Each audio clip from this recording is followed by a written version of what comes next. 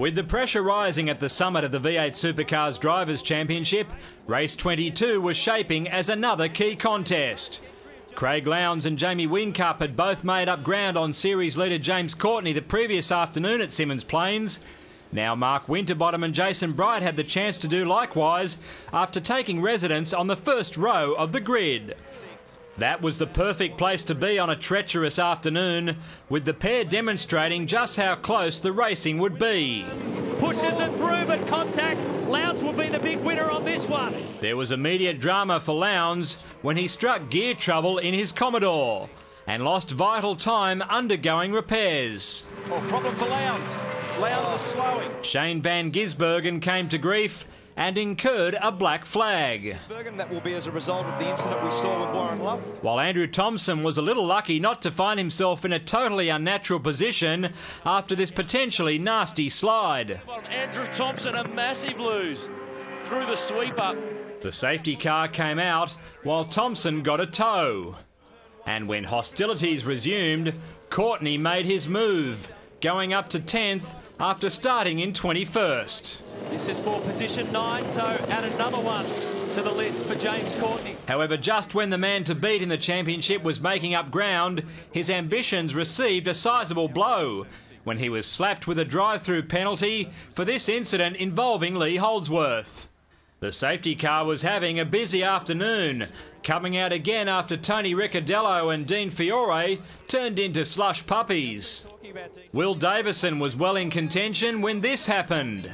Out of control on the oil at the end of the main straight. As the afternoon wore on, conditions continued to improve. The track was drying out, and that forced teams to re-evaluate their tactics. The event ended early for Lowndes, though, as Team Vodafone conceded.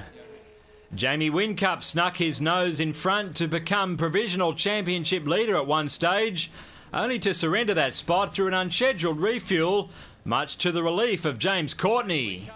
Into pit lane, splash and dash, away he goes. After beginning as 1 and 2, that's where Winterbottom and Bright were at the midway mark. But Bright's putting huge pressure on here. Last time through for Jason was the fastest lap we've seen in the race of a 52.2. However, yesterday's top 10 shootout winner Garth Tander soon snuck past, while most of his rivals topped up their tanks. Paul Dumbrell, meanwhile, was maintaining the pressure in his bid to finally crack it for a victory. You've got to be as consistent as you can possibly be. And he's just coming forward. Winterbottom, though, always seemed to have the edge, capitalising on the platform he had laid in qualifying. Well, what a performance this has been from Mark Winterbottom.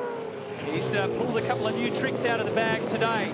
The biggest one being pure aggression at the start. He fought to hold on to his lead, and he brings it home for Ford Performance Racing. Dumbrell held on to second, his best ever finish in V8 Supercar racing. And that made it a very satisfying 1-2 for the hard-working Ford Performance Racing team.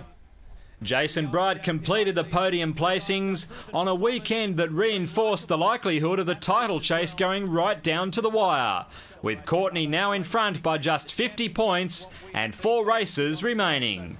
David Rowlands, Big Pond Sport.